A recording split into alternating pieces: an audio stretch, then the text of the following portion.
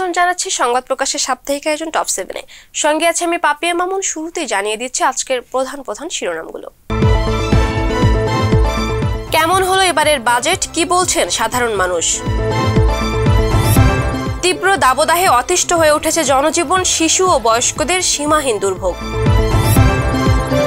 চাঁপাইনবাবগঞ্জের ভাসমান সৌর বিদ্যুৎ কেন্দ্র হতে পারে রোল মডেল। নীলফামারীতে চাষ হচ্ছে বেগুনি ধান, অধিক ফলন হতে পারে বলছেন কৃষক। মেক্সিকোর দুর্গম গিরিখাত থেকে ৪৫ ব্যাগ মানব দেহাবশেষ উদ্ধার করেছে পুলিশ। অবশেষে গুঞ্জনই সত্যি হচ্ছে, পিএসজি ছাড়ছেন লিওনেল মেসি।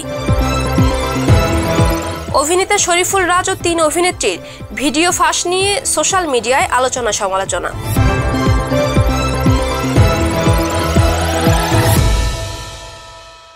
এবার বিস্তারিত। বাজেট নিয়ে সব শ্রেণী পেশার মানুষের মাঝে রয়েছে ব্যাপক আগ্রহ।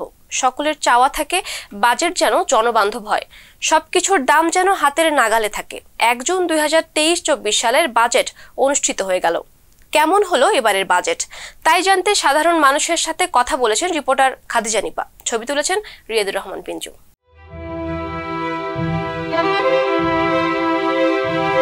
২০২৩-২৪ নতুন অর্থ বছরের প্রস্তাবিত বাজেটের পরিমাণ ৭,৬১,৭৮৫ কোটি টাকা। বাজেটে বেশ কিছু পণ্য ও সেবার উপর বাড়তি কর আরোপের প্রস্তাব করা হয়েছে। ফলে অনেক পণ্য ও সেবার মূল্য বেড়ে যাবে, আর এতে কপালের ভাঁজ পড়েছে সাধারণ মানুষের। এখন দেখা যাইতেছে আগে আমাদের লাভটা খুবই ভালো ছিল, এখন লাভ নেই আমাদের খুবই সমস্যার ভিতরে আমরা আছি। আমাদের কোনো আয় বাই নাই, কোনো রকম খায়া চলতে পারতাছি। তারপরে আমরা তো ভালো মন্দ কিছু খাইতেই পারি না, যারা সাধারণ কাজকাম করে চলে ওদের খুবই চলা কষ্ট। প্রস্তাবিত বাজেটে মাংস জাতীয় পণ্য সহ বেশ কিছু পণ্যের দাম কমলেও স্বস্তি পাচ্ছেন না সাধারণ মানুষ। সরকার দেখতেছে যে আমাদের ইনকাম বাড়তেছে, কিন্তু আসলে ইনকাম বাড়ছে, আমার 10 টাকা ইনকাম, সেখানে আমি যদি 11 টাকা খরচ করতেছি, আর আগে আমার 2 টাকা ইনকাম ছিল, সেখানে 1 টাকা খরচ করতে পারতাম। এবারের প্রস্তাবিত বাজেটে মোবাইল ফোন, কলম, মানিব্যাগ, সিগারেট, বাসমতি চাল, চশমা, toilet tissue, laptop, computer, printer, plastic ও অ্যালুমিনিয়ামের তৈজসপত্র, সাইকেলের যন্ত্রাংশ, দেয়াশলাই সহ বেশ কিছু পণ্যের দাম বাড়বে। স্মার্ট বাংলাদেশে এসব জিনিসের দাম বাড়া নিয়ে খুশি নন স্বল্প আয়ের মানুষ। এখন এই বাজেটে এসে যখন ইন্টারনেট বা আমাদের ব্যবহৃত নিত্য প্রয়োজনের মধ্যে মোবাইল ফোন, ইন্টারনেট, ল্যাপটপ, কম্পিউটারের দামটা যদি আরও বৃদ্ধি পায়, তো আমাদের স্টুডেন্টরা বা আমাদের যে স্টুডেন্টদের একটু আর্থিক অবস্থা খারাপ, তো তারা কিন্তু সেই জিনিসগুলো ক্রয় ক্ষমতার বাইরে যাচ্ছে চলে। আমাদের মাননীয় প্রধানমন্ত্রী স্মার্ট বাংলাদেশ গড়ার জন্য যে প্রত্যয় ব্যক্ত করেছেন, সেই হিসেবে অ্যাটলিস্ট আপনার এই ইলেকট্রনিক্স পণ্য ইলেকট্রনিক্স গ্যাজেট যেগুলো দিয়ে আমরা কমিউনিকেশন করতে পারি, মোবাইল, ইন্টারনেট বলেন, তারপর এই ল্যাপটপ, এগুলোর দামটা কমানোর দরকার ছিল। এছাড়াও নির্দিষ্ট 18টি সেবা নিতে টিআইএনধারীদের বছরে ন্যূনতম ২,০০০ টাকা আয়কর দেওয়ার প্রস্তাব রাখা হয়েছে এবারের বাজেটে। এটা নিয়েও রয়েছে হতাশা। অন্যদিকে শিক্ষাপণ্য, বিশেষ করে কলমের দাম বাড়া নিয়েও হতাশ শিক্ষার্থীরা। শিক্ষার্থীদের কথা চিন্তা করে অন্তত আমাদের শিক্ষার যেসব উপকরণ, সেগুলোর দাম অন্তত কমা উচিত। দুর্মূল্যের বাজারে বহু প্রয়োজনীয় জিনিসের দাম এখন আমজনতার ধরা ছোঁয়ার বাইরে। কবে এই পরিস্থিতি পাল্টাবে তা নিয়ে সংখ্যা প্রকাশ করছে সাধারণ মানুষ। খাদিজা নিপা, সংবাদ প্রকাশ, ঢাকা। রাজধানী সহ দেশের বিভিন্ন অঞ্চলে বয়ে যাচ্ছে তীব্র তাপপ্রবাহ। দিনে রোদ ও গরমে খাখা করে চারদিক, রাতেও কমছে না তাপমাত্রা। তীব্র গরমে অতিষ্ঠ হয়ে উঠেছে জনজীবন। এদিকে গরমের কারণে বাড়ছে হিট স্ট্রোকের মতো স্বাস্থ্য ঝুঁকি। এছাড়া ডায়রিয়ার আক্রান্ত হচ্ছেন অনেকে। কতদিন থাকবে এই তাপদাহ, আর কবেই বা মিলবে স্বস্তির বৃষ্টি? সঞ্জিতা শাম্পার, ডেস্ক রিপোর্ট।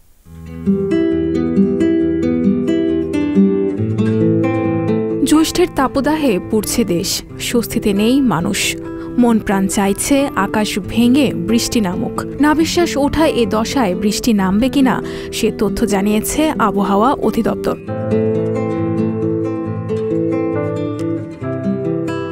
আগামী 24 ঘন্টার পূর্বাভাসে আবহাওয়া অফিস জানিয়েছে বয়ে চলা মাঝারি ধরনের তাপপ্রবাহ অব্যাহত থাকবে। লঘুচাপের বর্ধিতাংশ পশ্চিমবঙ্গ ও সংলগ্ন এলাকায় অবস্থান করছে। সারা দেশের আবহাওয়া প্রধানত শুষ্ক থাকতে পারে, তবে চট্টগ্রাম বিভাগের 2-1 জায়গায় হালকা বৃষ্টি অথবা বজ্রসহ বৃষ্টির সম্ভাবনা রয়েছে।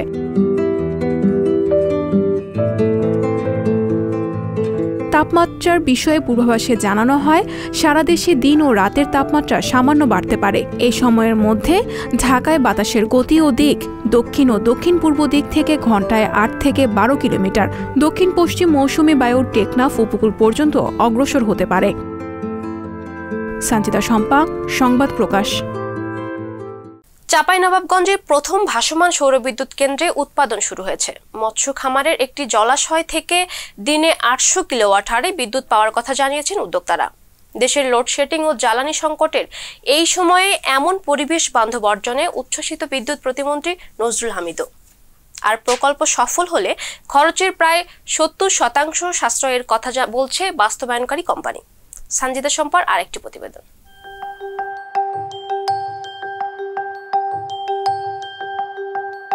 বিদ্যুৎ সংকটে ভুগছে দেশ। একে চলছে জ্যৈষ্ঠের তাপদাহ, অন্যদিকে লোডশেডিং। এই অসহ্য দশার বিপরীতে মঙ্গলবার জানা গেছে এক সুখবর।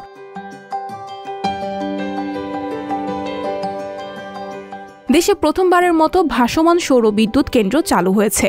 চাঁপাইনবাবগঞ্জের বুলনপুরে অবস্থিত এই সৌর বিদ্যুৎ কেন্দ্রে উৎপাদিত বিদ্যুৎ যুক্ত হয়েছে জাতীয় গ্রিডে। শুরুতে প্রতিদিন 2.30 মেগাওয়াট বিদ্যুৎ যোগ করবে এ কেন্দ্র।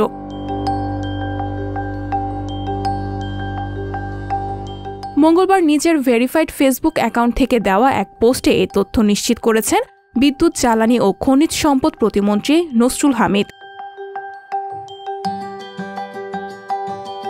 পোস্টে প্রতিমন্ত্রী লিখেছেন, চাঁপাইনবাবগঞ্জের বুলনপুরে বাংলাদেশের সর্বপ্রথম ভাসমান সৌর বিদ্যুৎ কেন্দ্র জাতীয় গ্রিডের সঙ্গে যুক্ত হয়েছে। বিদ্যুৎ কেন্দ্রটির মোট উৎপাদন ক্ষমতা 2.30 মেগাওয়াট। প্রকল্পের ফলে একই জলাশয় থেকে মিলবে মাছ ও বিদ্যুৎ। আগামী কয়েক মাস আমরা ওই জলাশয়ে মাছের বৃদ্ধি নিবিড়ভাবে পর্যবেক্ষণ করব। পরিবেশগত ভারসাম্য অটুট থাকলে পরবর্তী সময়ে দেশের বিভিন্ন জলাধারে আমরা আরও বড় পরিসরে বিদ্যুৎ উৎপাদনের উদ্যোগ নেব।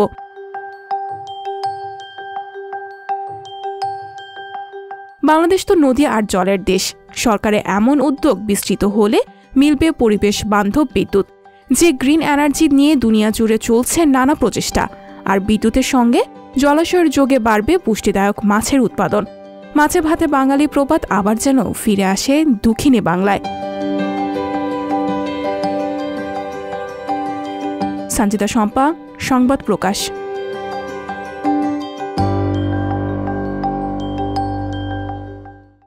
স্বদেশ সংবাদ।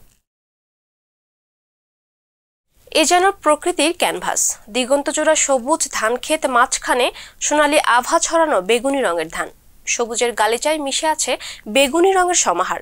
তবে এটি শুধু রং নয়, এক প্রকারের ধান, যে কারো প্রথম দর্শনে ধান ভাবতে অবাক লাগলেও নীলফামারী জেলায় প্রথমবারের মতো চাষ করা হয়েছে এই বেগুনি ধান। অধিক ফলন হবে বলে আশা করছেন বেগুনি ধানের কৃষকরা। নীলফামারীর প্রতিনিধি ফরহাদ হোসেনের তথ্য ও ছবিতে ডেস্ক রিপোর্ট।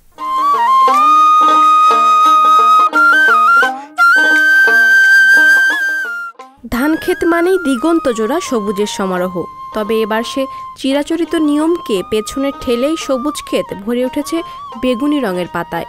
সবুজের গালিচায় মিশে আছে বেগুনি রঙের সমাহার। চারপাশে সবুজ প্রান্তর, মাঝখানে বেগুনি রঙের ধান ক্ষেত, যে কারোর প্রথম দর্শনে ধান ভাবতে অবাক লাগবে।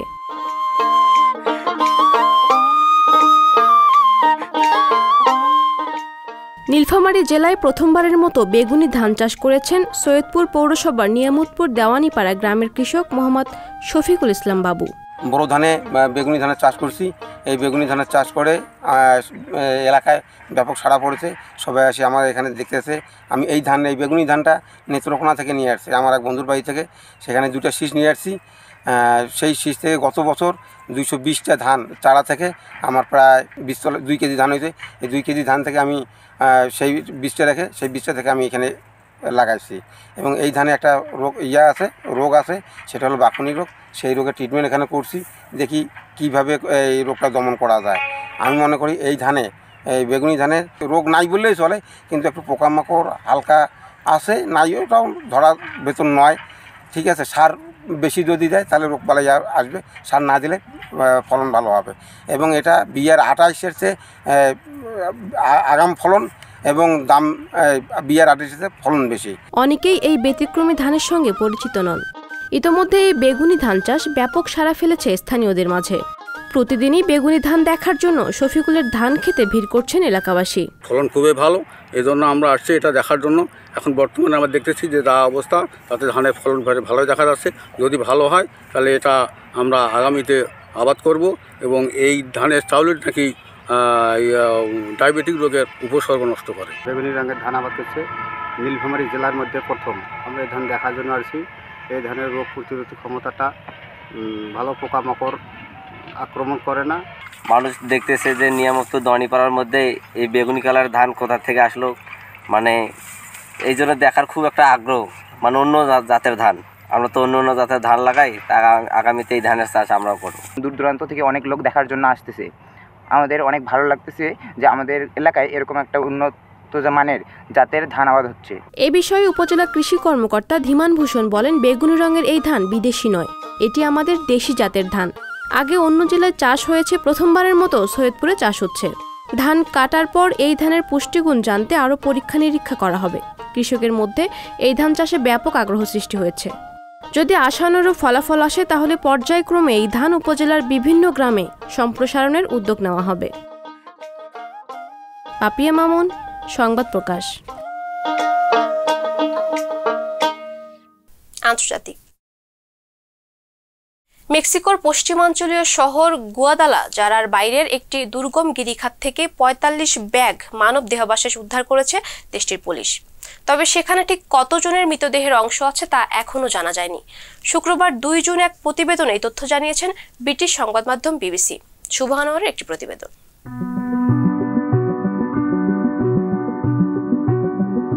মেক্সিকোর গুয়াদালাজারা শহরের বাইরে একটি দুর্গম গিরিখাত থেকে ৪৫টি ব্যাগে নারী ও পুরুষের দেহাবশেষ উদ্ধার করেছে পুলিশ। এসব ব্যাগে কতগুলো মৃতদেহ রয়েছে তা নির্ধারণ করার চেষ্টা করছে কর্তৃপক্ষ।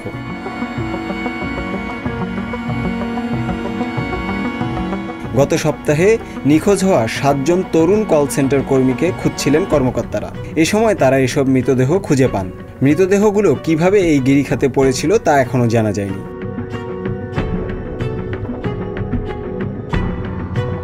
দেহাবশেষগুলোর মধ্যে নারী এবং পুরুষ উভয়েরই মৃতদেহ রয়েছে।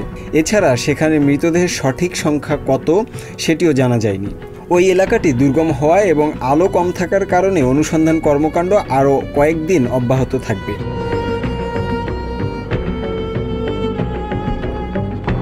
মেক্সিকোর পশ্চিমাঞ্চলীয় প্রদেশ জলিস্কোর রাষ্ট্রীয় প্রসিকিউটরের কার্যালয় এক বিবৃতিতে জানিয়েছে, নিখোঁজ ৭ জনের সন্ধানের বিষয়ে একটি তথ্য পাওয়ার পর মেক্সিকান কর্মকর্তারা মিরাডোর দেল বস গিরিখাতে অনুসন্ধান শুরু করে এবং এক পর্যায়ে সেখানে তারা মানবদেহের অঙ্গসহ এসব ব্যাগ খুঁজে পায়।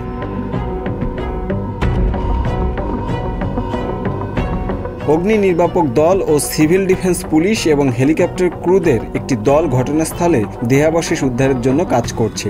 নিখোঁজদের স্বজনরা বলছেন, সরকার তাদের খুঁজে বের করার জন্য যথেষ্ট কাজ করছে না এবং তারা যখন তাদের প্রিয়জনকে নিখোঁজ বলে জানিয়েছিল তখন কর্মকর্তারা তাতে কোনো গুরুত্ব না দিয়ে উদাসীন থেকেছিলেন।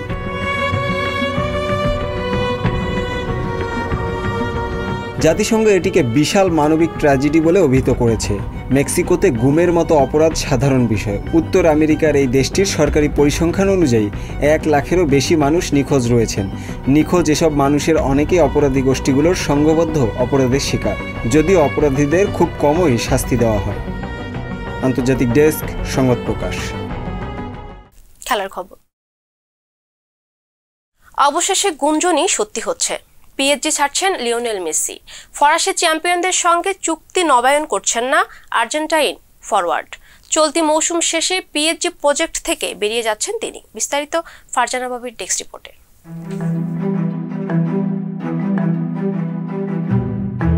বার্সেলোনা থেকে চোখের জলে ভাসতে ভাসতে বিদায় নিয়েছিলেন লিওনেল মেসি। পাড়ি জমিয়েছিলেন প্যারিসে। তারপর কেটে গেছে পাক্কা 2 বছর। এই 2 বছর নানান পরিস্থিতি, নাটকীয়তার শেষ হচ্ছে মেসির প্যারিস অধ্যায়। এরপর কোথায় যাচ্ছেন মেসি?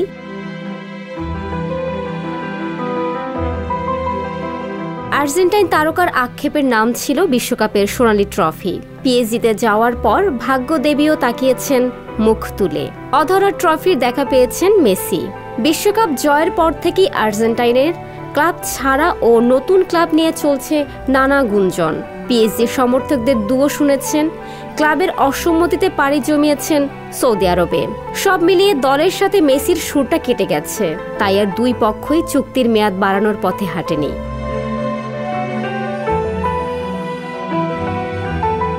অবশেষে পিএসজি ছাড়বেন ফুটবলের এই জাদুকর, এমন কথাই জানিয়েছেন পিএসজির কোচ ক্রিস্টোফে গালতিয়ার। পিএসজি কোচ বলেন, আমার সৌভাগ্য হয়েছিল বিশ্বসেরা খেলোয়াড়কে কোচিং করানোর। সামনে 3 জুন ক্লারমন্তের বিপক্ষে পার্ক দে প্রিন্সেসের ম্যাচটি হবে মেসির শেষ ম্যাচ। আমি মনে করি না তাকে নিয়ে সমালোচনা করার কিছু আছে। সে তার সবটুকু নিংড়ে খেলেছে। আমরা ভাগ্যবান তাকে পুরো মৌসুমে পেয়েছি।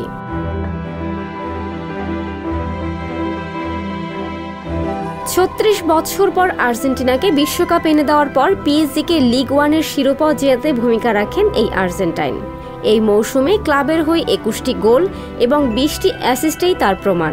সব মিলিয়ে 74 ম্যাচে অংশ নিয়েছেন, গোল 32 আর অ্যাসিস্ট 35টি।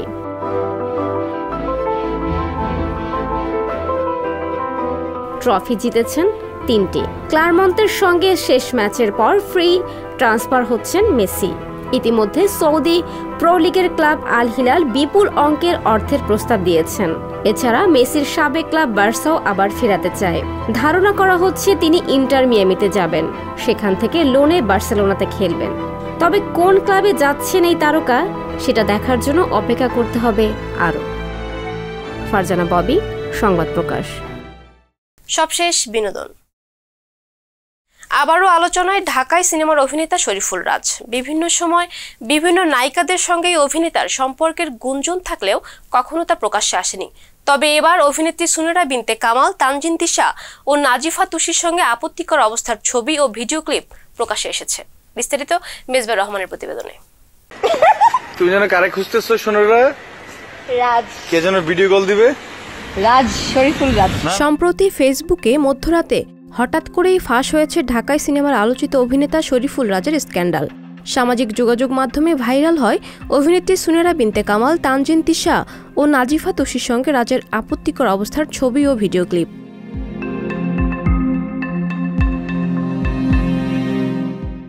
ভাইরাল হওয়া ভিডিওতে দেখা গেছে রাজ সুনেরার সঙ্গে ভিডিও কলে কথা বলছেন। শোনা যাচ্ছে অশ্লীল বাক্যালাপও। অভিনেত্রী তানজিন তিশার 2টি ভিডিও প্রকাশ করা হয়েছে একই পোস্টে। ভিডিওতে দেখা গেছে মদ্যপ অবস্থায় তিশা লিফটে নাচছেন।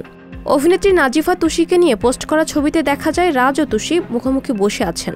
রাজের হাতে জ্বলন্ত সিগারেট, ক্যাপশনে লেখা আমার তুষু।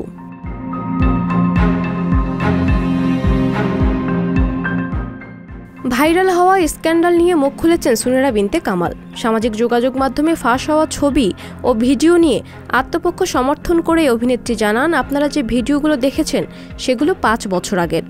একটা সিনেমা শুটিংয়ের সময় আমরা এভাবেই মজা করে কথা বলতাম। এছাড়া ভিডিও ফাঁসের ঘটনায় আকার ইঙ্গিতে আলোচিত অভিনেত্রী পরিমণিকে দায়ী করেছেন সুনেরা। আমি পরের দিন রাজকে ফোন দেই, আমি বলছি কে করছে, পরে বলছে যে বুঝতেই তো পারছিস কে করছে, so I didn't know what to think or not. অন্যদিকে রাজের স্ত্রী চিত্রনায়িকা পরিমণি জানান, সুনেরা আমার সংসার ভাঙার চেষ্টা করছে। এ সময় পরিমণি আরও জানান, নায়ক রাজ দীর্ঘদিন ধরে তার সঙ্গে থাকেন না, এমনকি তার ছেলের খবরও নিচ্ছে না। এই মেয়ে জড়িত পুরোপুরি ভাবে, সে করে একটা চক্র কাজ করতেছে আমার সংসার ভাঙানোর জন্য। তবে পরিমণির সংসার ভাঙার অভিযোগ পুরোপুরি অস্বীকার করেছেন অভিনেত্রী সুনেরা। এদিকে ঘটনার একদিন পরে এক ফেসবুক পোস্টে পুরো বিষয়টি নিয়ে মুখ খুলেছেন চিত্রনায়ক শরীফুল রাজ। এ সময় তিনি এ ঘটনায় ওই 3 জন অভিনেত্রীর কাছে দুঃখ প্রকাশ করেছেন। রাজ বলেন, আমি আমার 3 বন্ধু ও সহকর্মীর কাছে শর্তহীন দুঃখ প্রকাশ করছি, যারা আমার খুব ভালো দীর্ঘদিনের বন্ধু। সেই বন্ধুত্বের কোনো লিঙ্গ নেই। আমার কারণে তাদের হেনস্থার শিকার হতে হলো বলে জানান এই অভিনেতা।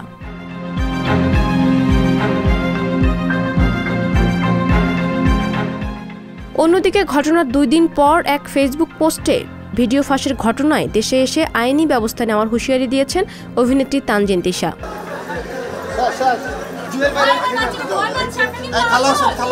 এদিকে বুধবার 31 মে বসুন্ধরা স্টার সিনেপ্লেক্সে ছেলে রাজ্যকে নিয়ে মা সিনেমা দেখতে যান পরিমণি।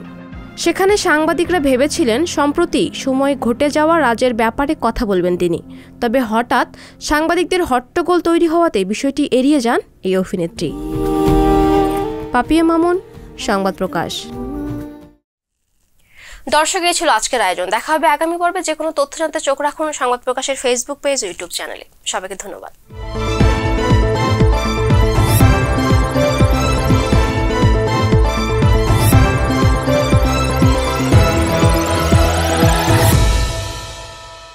সংবাদ, ফিচার ও অনুষ্ঠানের জন্য ভিজিট করুন সংবাদ প্রকাশের ওয়েবসাইট এবং যুক্ত থাকুন ফেসবুক পেজ ও ইউটিউব চ্যানেলের সঙ্গে।